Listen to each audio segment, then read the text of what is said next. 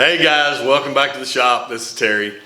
Hey, tonight we're working on the Talon again. Seems like we've been doing that a lot lately because I love the thing and super fun to accessorize, and we just have really enjoyed the Talon and enjoyed working on it about as much as we have riding it. So tonight we're going to be doing something cool. I've been wanting to do it for a little while and finally decided, hey, it's time to do it. Let's do it. So we're going to be putting a new steering wheel on tonight. Not a thing in the world wrong with the old one, other than I just wanted something more sporty and cooler looking. And I think it'll add some function. We're obviously going to add some function when you see how we're going to do it. So this is the Dragonfire wheel. I chose this one. It's vinyl with the red stitching on there. Hopefully you can see that. So it should be good for the red X. And it seemed like a really sturdy wheel. I'm pleased with it. 85 bucks on Amazon. As always, I'll have the link on there for everything that we're using, but this will be the wheel that we're using. And we're going to be using the Hess Motorsports quick coupler. And really nice piece, 80 bucks on Hess's website. I'll obviously have that link as well. So pretty cool. Just basically this is going to stay with the steering wheel, and it's going to bolt on here, and then this little insert is actually what's going to remain attached to the Talon. So the way that these work, hopefully you can see that, but there are some indentations in there. 3 on that side, 5 on this side, that ball bearings fit into that are spring loaded inside the coupler. And that's how these things lock together. So one thing that I did want to note, and it's not a huge deal by any stretch of the imagination, but it goes on this way. This is going to be the end that's going to go on first. And all this stuff, I kind of put everything together to start off with, just to make sure it's going to go smooth, or if it doesn't go smooth, then I know what's going on so I can give an honest review. And it was going on there without a problem, but on this face, I did take a little needle file and clean out these splines just a little bit here. There was a little bit of slag in these splines, and it didn't want to be as smooth as I wanted it to be. So I did just barely file that out. Probably not absolutely necessary, but just wanted to be up front and say that I did do that. Overall, really impressed with the Hess coupler though. 80 bucks, man. I mean, that's a deal on these things. So, and the way that these go on here, a couple of really important points to make. It doesn't really matter that much how this is oriented. The splines, you'll see when we get over there to the actual installation how this is going to go. But the splines, there's no keyway or anything on these, so it could go in any configuration. So what I've done is I've marked one here that I want to be the one that goes up, but you absolutely must have two of these holes have to be perfectly vertical, and before you pull the old wheel off, you want to make for sure that it's exactly straight before you pull it off, so you can get this oriented correctly, because once this is done, the wheel will absolutely only go on one way, because you have, like I said, the way that I'm doing it, I have it centered with the center ball bearing in the 5 series of ball bearings at the top and the 3 at the bottom. This really, you can orient it however you want to here, but it absolutely has to be with one of these bolts. One of these 6 bolts has to be perfectly at the top. So like I said, my OCD won't allow me to do it any other way than to center it on the one with 5. So you guys that have been around me and been around the channel for a while understand that perfectly. So enough of that, we'll move on. So pretty cool. One little thing that you are going to have to do, and I would imagine Hess actually sells these wheels, and they're very similar, and they're like $80. Super nice wheels. But honestly, all the Hess wheels have the like lime green stitching in them. Be awesome if you got a green R. But I just wanted, you know me, right? So it had to match. Again, OCD level that I had to have red stitching. So one thing that you will need to do is these holes in this wheel, and I have a feeling that holes in probably most of these wheels that you're going to get are some metric size. I don't know what it is, but it's smaller than the Hess stuff. Hess actually makes these with American with imperial threads on them, which I thought was kind of cool. I sort of like that, something that's not metric. So these, the bolts that come with the Hess kit are 1/4 28. So you're going to have to get these out to 1/4, and they almost are anyway. It's just a little matter of just you know, getting it barely out to 1/4. So nothing special, just drill through the holes, get it out to 1/4 inch so everything fits together. So we'll kind of talk about tools here.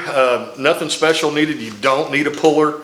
The way that these steering wheels are, there's almost no way to even put a puller on them anyway if you wanted to. But super simple, just a little flat bladed screwdriver to get the center cap of the Honda wheel off. And then the nut, there's just one nut holding the wheel on. It is a 19 millimeter nylock nut on the steering shaft. So you need some way to get it off. I'm choosing to have my Bosch impact in a 19 millimeter socket. Dead blow hammer, once you get that nut, the nut needs to be backed off until it's flush with the top of the shaft itself. And then you can just hold up a little pressure. Easier with two people, it was no big deal. I did it by myself, but you'll see when we go over, it's no big deal. But you just hold some pressure upward on the wheel and then tap that nut a few times with this, with a dead blow hammer. Don't hit it with something, with a metal hammer, please. But with the dead blow hammer or some, you know, softer faced hammer, and a few blows there will actually loosen that thing up and get it where you can slide the steering wheel off the splines, and then, you know, just going to come right off from there. And then a 3/16 hex key of some sort to remount everything. So that's a really simple process. Everything together here, $165, so not a huge expense to the deal. And so let's go over. Let me reset everything, and we'll be back at the Talon here in just a second, and we will get the old wheel off and we will get the new wheel on. See y'all in a minute. We're here at the Talon. A couple things before we start. I'm not sure, there's been a lot of talk about distance here between these paddles and the steering wheel. So right now there's 2 inches in between the paddle and the wheel. And obviously hoping that we're going to maintain pretty close to that. I'm not sure where we're going to come out, but I just wanted to tell you that this is 2 inches now, and we'll see where we get to. So let me show you the process here. Like I said, I've already got this halfway off, but I just want to make sure everybody understands. So a little screwdriver just to get the center cap off of the wheel, okay? And then this nut, I've already ran it out, but this nut is what we were talking about here, that you're going to get this out flush with whatever tool you're using, and then literally just pull up on the steering wheel and hit that nut with your dead blow hammer 2 or 3 times, and that will loosen this wheel off the splines. And once that wheel, as you can see, once that wheel is off the splines, then it's just going to come right off. So just a matter of taking the nut off and pulling the steering wheel off. Like I said, before you do this, make for sure that you have this steering wheel perfectly straight. Now I know some of these, the steering wheels have been a little bit off one way or the other. So if that's the case, then this is your chance to correct that, where your steering wheel will actually be straight. So if your steering wheel, as some of these have been, is off one way or the other, then put it in that position that you know is straight with the world before you pull it off.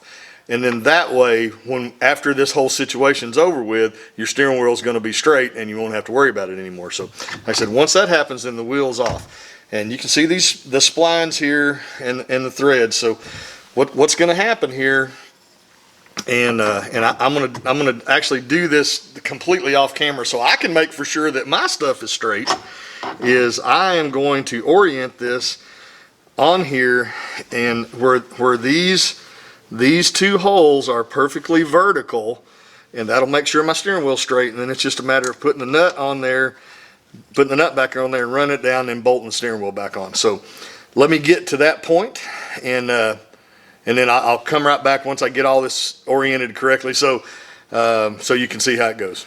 Be right back. All right, y'all, we're back. See how this all turns out here. Got our hub on here, got our nut ran down snug. Got everything lined up straight with the world, ready to go. Got our steering wheel mounted onto our quick connect hub, and I love it. It's a cool setup. So all of it is, like I said before, this will only go on one way now. So that's why it's so important to make for sure that you got this on straight.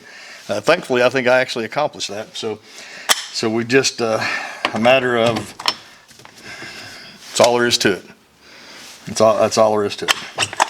So pretty neat little setup all the way around. I am super happy about it.